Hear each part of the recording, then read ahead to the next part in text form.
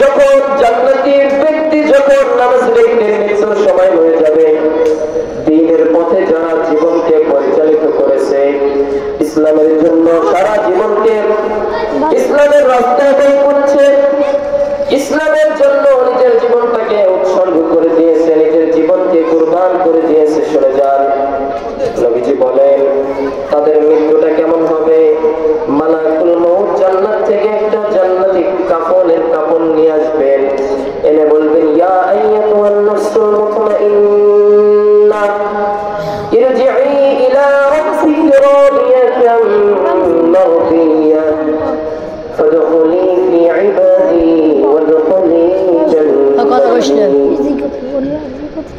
ও আল্লাহর বান্দা, ও আল্লাহর মুত্তাকি বান্দা, তোমার মালিক তোমার উপর রাজি খুশি হয়ে গেছে, তুমি আল্লাহর রহমতে আল্লাহর জান্নাতের আশায় জান্নাতের জন্য তুমি তোমার শরীর থেকে বের হয়ে জান্নাতের মধ্যে প্রবেশ করো।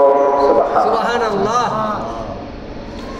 নামাজি ব্যক্তির মৃত্যুর কথা কি বললেন? তুমি বের হও, শরীর থেকে বের হয়ে কোথায় যাবা? জান্নাতে। আর বেনামাজের কথা কি বললেন? তুমি বের হও, আল্লাহ তাআলা তোমার উপরে নারাজ হয়ে গেছে, তুমি বের হও, তোমার জন্য জাহান্নামকে রেডি করে রাখছে।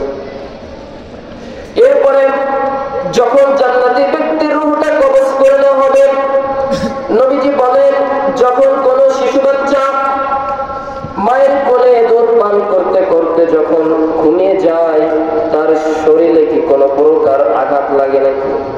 এত শান্তির ঘুম শিশু বাচ্চারাই জানে।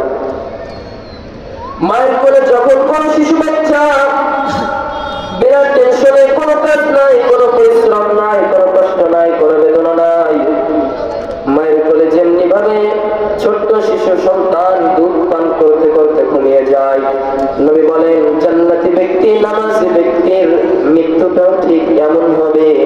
জান্নাতি ব্যক্তি মনে করবে আমি তো সুন্দরভাবেই আছি। কুরআনুল কারীম আল্লাহ তাআলা বলেন ইন্নাল্লাযীনা ক্বালু রাব্বুনাল্লাহু সুম্মা ইসতাকামু তাতানাজ্জালু আলাইহিমুল মালাঈকা আল্লা তাখাফু ওয়া লা তাহজানু ওয়া আবশিরু বিল জান্নাতি আল্লাতী কুনতুম তুআদুন। জান্নাতি ব্যক্তির যখন রূহটাকে কবজ করা হবে, তার সামনে জান্নাতকে তুলে ধরবেন আল্লাহ তাআলা, জান্নাতকে তুলে ধরবেন। বান্দা যখন দেখতে পারবে আমার আসল বাড়ি জান্নাত তো আমার সামনে, ইতিমধ্যে রূহটা আস্তে আস্তে রূহ শরীর থেকে বের হইতে শুরু করবে, কারণ দেখছে আসল বাড়ি কোথায়? জান্নাত। আমাদের আসল বাড়ি কোনটা?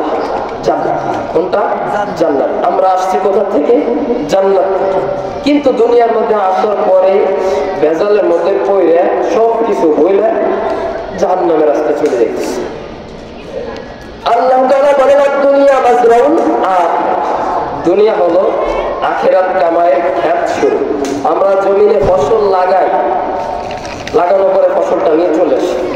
দুনিয়া আমাদেরকে আল্লাহ তাআলা দিয়েছেন ক্ষেত শুরু, কিন্তু আমরা ফসল থেকে লাগাইতেছি কিন্তু ঠিক মতো লাগাইতেছি না। ফসল আনা আমাদের দ্বারা সম্ভব না। কি বলেন? সম্ভব? সম্ভব। মুসলমান ইমানদার নামাজি ব্যক্তির রূহটা যখন কবজ করা হয়ে যাবে, জান্নাত তার সামনে হাজির নিয়ে জান্নাতকে তার সামনে উপস্থিত করে তার রূহটাকে বের করবেন। রূহটা যখন বের হয়ে যাবে, জান্নাতি কাপড়ের মধ্যে রূহটাকে পেঁচাবে। জান্নাতি কাপড়ের মধ্যে রূহটাকে পেঁচানোর পরে রূহটাকে নিয়ে আল্লাহ তাআলার রহমতের ফেরেশতা আসমানের দিকে যাইতে শুরু করবে। আসমানের দিকে যখন চলে যাবে, প্রথম আসমানের নিকট যে আসমানের দারওয়ান ফেরেশতার নিকট যে বলবে আসমানের দরজা খুলে দাও, আল্লাহ তাআলার জান্নাতি বান্দার রূহ নিয়ে এসেছি। আল্লাহ তাআলা জান্নাতি বান্দার রূহটাকে ইল্লিয়িন জান্নাতের স্থানে পৌঁছায় দিব। জান্নাতে আসমানের দারওয়ান ফেরেশতা আসমানের দরজা খুলে দিবে এবং বলতে থাকবে কার রূহ নিয়ে আসছো?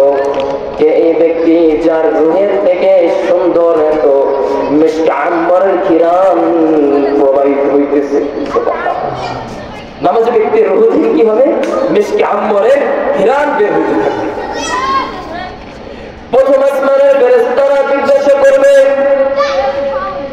হে রহমতের ফেরেশতারা, কার রূহ নিয়ে এসেছো যার রূহ থেকে মিশকে আম্বরের ন্যায় ঘ্রাণ ছড়াইতেছে? রহমতের ফেরেশতা ডাকতে বলবেন, অমুক বাড়ির অমুক লোক আল্লাহ তাআলার জন্য নিজের জীবনকে উৎসর্গিত করছে, আল্লাহ তাআলার জন্য নিজের জীবনটাকে সারা জীবন ইসলামের জন্য ব্যয় করছে, কোরআনের জন্য ব্যয় করছে, নামাজের পিছনে ব্যয় করছে। এই বান্দাটার রূহ নিয়ে এসেছি, এই বান্দাটার রূহকে নিয়ে এসেছি, এই জন্য আল্লাহ তাআলার রহমতের ওসিলায় ওই বান্দার রূহ থেকে মিশকে আম্বরের ন্যায় ঘ্রাণ বের হইতেছে। এমন করতে করতে সপ্তম আসমান পর্যন্ত নিয়ে যাবে। প্রতিটা আসমানের ফেরেশতা জিজ্ঞাসা করবে, একই উত্তর একই উত্তর।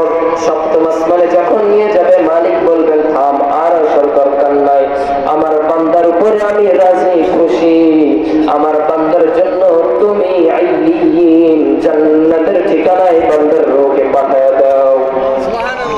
কোথায় পাঠাবে? জান্নাতের ঠিকানা।